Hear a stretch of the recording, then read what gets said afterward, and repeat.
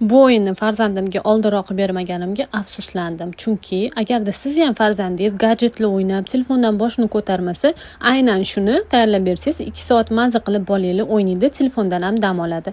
Qaranglar, bizga kerak bo'ladi kukuruzni yoki kartoshka kraxmali. Idishimizga o'zimizga kerakli porsiyada solamiz, ustidan soch uchun maska yoki balzam solamiz. Mana shunaqa kraskani ichidan chiqadigan maska balzamdan foydalandim. 5-6 tasini shunaqa solib yaxshilab aralashtirib olamiz. Aralashtirganimizda mana shunaqa plastilin hosil bo'ladi.